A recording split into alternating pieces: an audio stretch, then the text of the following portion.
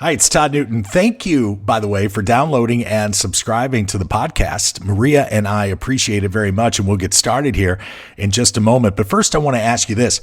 What's better than a book? Especially this time of year, whether you're out by the beach or you're at the pool or you're traveling for summer vacation, books just make everything better, right? They're an escape. They're an entree into a world that maybe you've never ventured into before.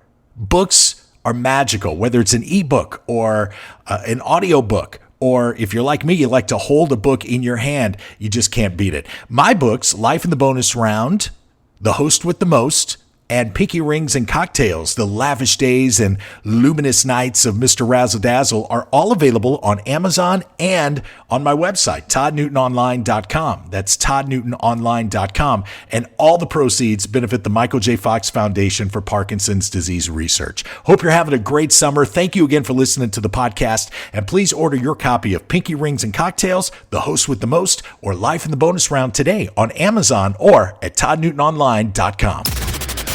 Welcome to the host with the most, Toddcast.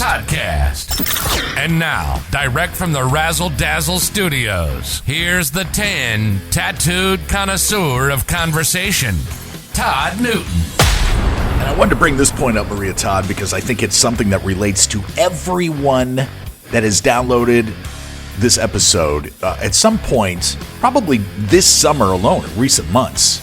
Whether at a picnic, barbecue, the beach, pool, whatever, we have witnessed someone double dipping chips into guac or, I don't know, sandwich into some kind of condiment. Shared dipping is gross anyway, should be outlawed. But double dipping became a thing when that episode of Seinfeld where George Costanza was double dipping at that party. And, you know, if something happened on Seinfeld back in the day, man, everybody was talking about it. And it became a thing.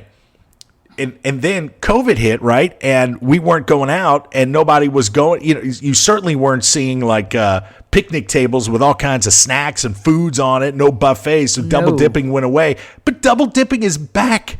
Doggone. I can't believe it after COVID, really? Well, listen, I can't believe shaking hands is back. I mean, I was so excited to get rid of shaking hands after COVID. I thought for sure, I knew the world would come back at some point, but I thought for sure we could get rid of this shaking hands. Let me put my sweaty paw against your sweaty paw, and then we'll just stand here and talk with no place to go wash our hands for the next 40 minutes. You know, hugging came back, and so did double dipping. What is it, 3 years later?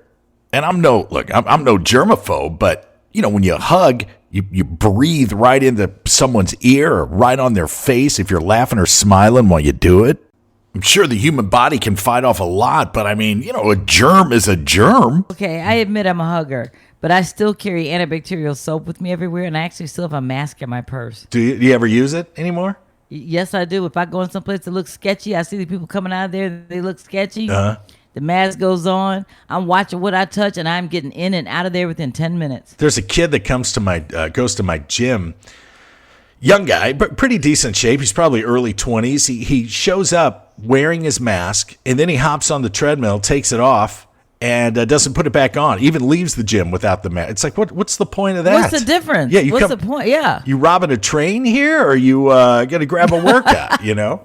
But people have to get this double dipping thing straight, all right? Double dipping, if by chance you don't know, it's the often frowned upon act of putting your half-eaten chip or your carrot stick or celery stick back into a communal dip, you know, like ranch or right. Whatever.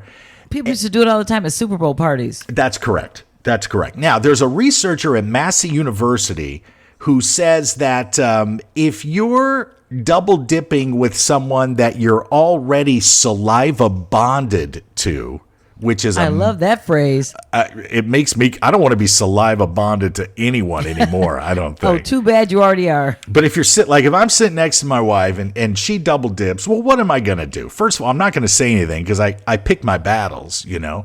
And secondly, yeah, I mean, we've already probably at some point in our relationship transferred some bacteria, you know, at one point. Between each other. Right. But if you're at a party and you look around the room, You are not saliva bonded with everybody in that room unless it's a special kind of party. You know what I'm saying? A special kind of Yeah, party. there are pineapples everywhere. Yeah, you still have me upset about that.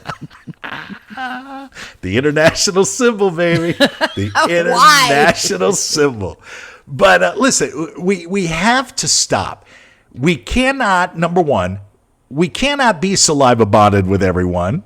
And we do not want to be saliva bonded with everyone. So please stop bonding with me saliva-wise by double dipping your snacks in my dip. Get your own dip. And quit. All you got to do is take a spoon, put a little bit on the side of your plate, take some chips, and go. And if you run out of dip, come on back with another clean spoon. Yeah. And take some dip out of the thing. Or else you can No big deal. Or else you can just run over there in the corner and make out with somebody a little bit, then come back and you're free and clear to double dip all you want. Saliva bonding. Let's get back to the talk that will keep you talking.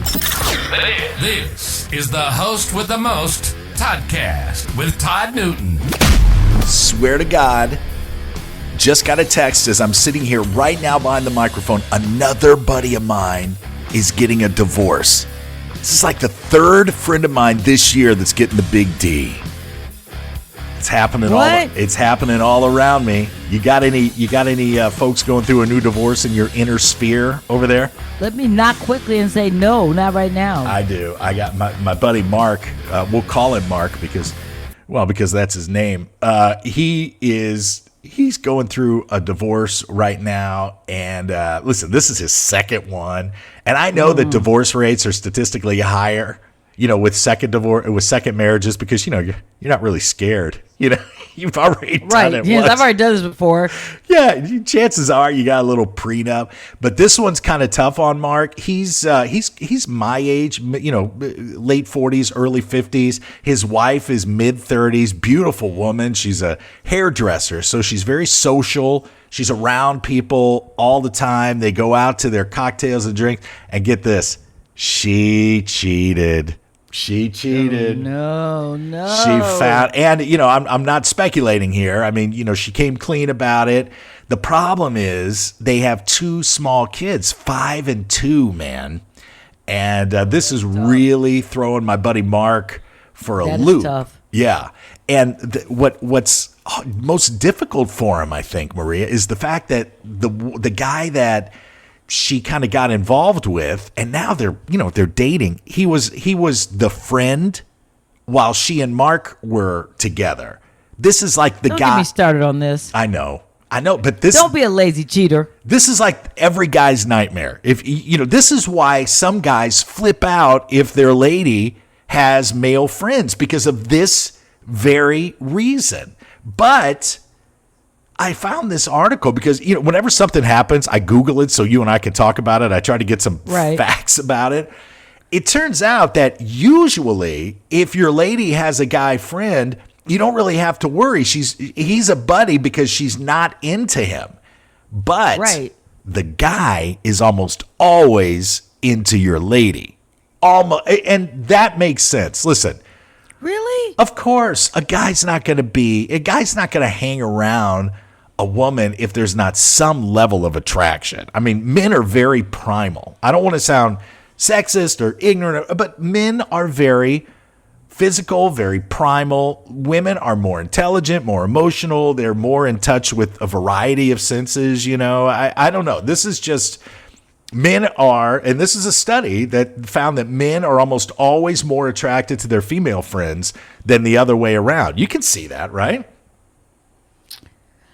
I'm flabbergasted only because I pride myself on being the type of woman that I can be equally friends with women and also with men without there being any kind of weird stuff going on. Everybody's cool. We can just hang out and it's cool.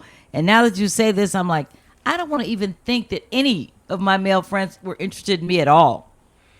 I can see it. Of course. I mean, I just, guys are, and maybe the older we get, the more it changes. And it probably depends on where you meet that individual too. Like if I meet someone in a professional setting, well, I might respect her professional accomplishments or experience or intelligence, I might look at her differently. But yeah, I mean, if you're a group of people going out to a club, I mean, come on, this guy. I'm getting sloppy drunk and singing God knows what. Yeah. It might be a different story. Yeah. If I'm running out on the dance floor, shot, shot, shot, shot, shot, shot. Of course, I could not care less what this woman thinks about climate change.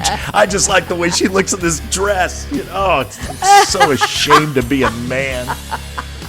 Yeah, but just the thought of you running to a dance floor yelling out shot, shot, shot is...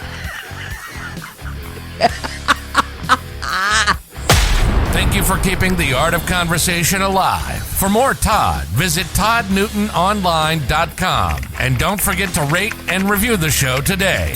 The Host with the Most Toddcast is produced by the Host with the Most, LLC. All rights reserved.